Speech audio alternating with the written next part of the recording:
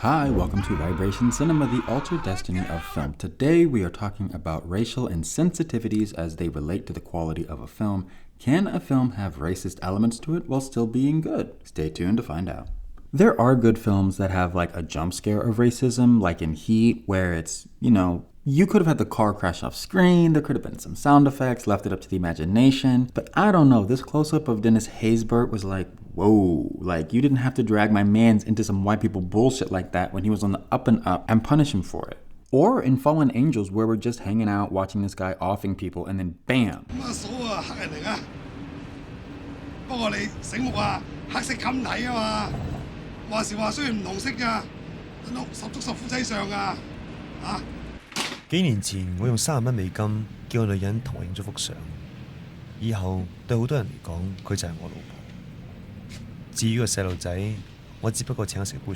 What the hell? You got all these hits around town and still find time to be anti-black? That's crazy. But for our purposes, though, we're looking for stuff that has a little bit more beef, that's a little bit more consistently racist. But not stuff like Taxi Driver, which might be good, I don't know, I don't really care. We're just gonna roll with the punches for argument's sake and say that it's good. Phenomenal even. But it's also like the demarcating line because a lot of weirdos love Travis Bickle's vigilante racial politics and want to clean up the streets of Manhattan, so we really can't have fun with this one. There's a social dimension to cinema that we have to take into consideration, and that takes away from the tongue-in-cheekness of this episode. But on the other hand, there are some films with weird racial politics that live off-screen, which actually makes them good because it provides a social utility. Like with Tar. Todd Field is fighting air and losing with this one, okay? What black person do you know who would say, honestly, as a BIPOC, pangender person, I would say Bach's misogynistic life makes it kind of impossible for me to take his music seriously. Even corporate DEI types are black as soon as they clock out. Beyond that, black people love traditional white music.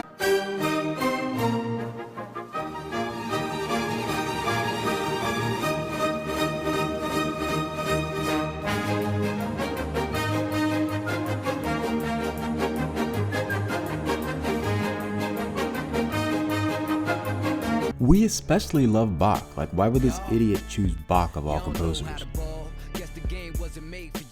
Yes, I'm in Carnegie Hall finally, but I'm not playing Bach. And it's like, Max doesn't like Bach because as a gender non-conforming black person, they're not comfortable with his adultery. That logic doesn't even follow. Like, have you met a pangender person? They're among the most polyamorous cats on the earth. Then Todd goes on to write in a gotcha to show Max's hypocrisy for liking another problematic composer. I guess Edgar Varese is okay.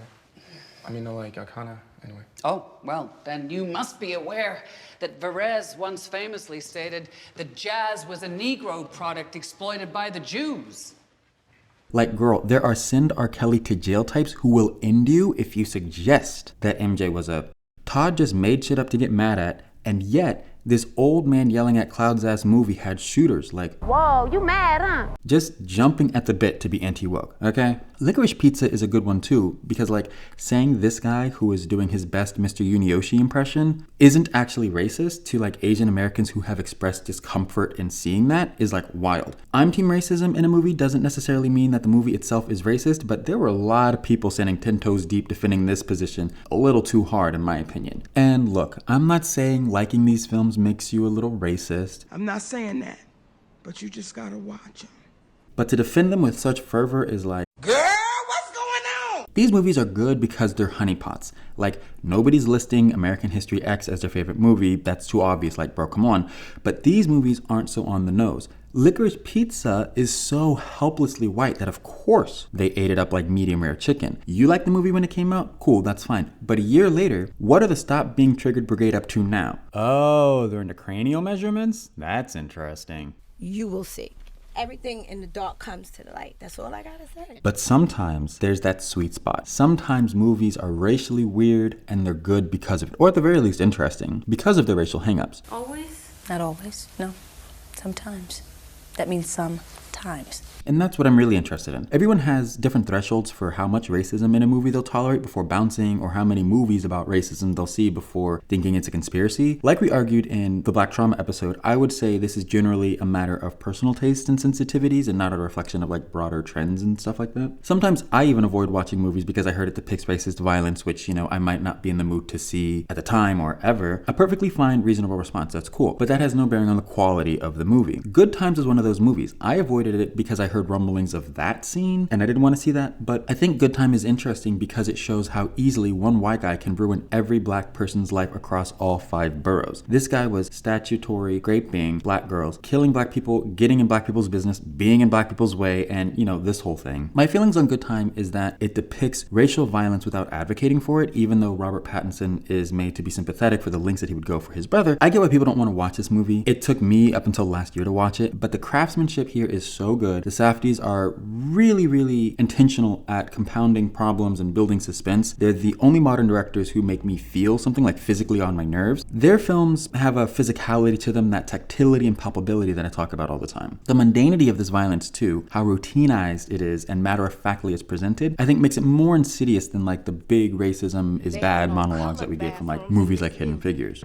And now for something completely different.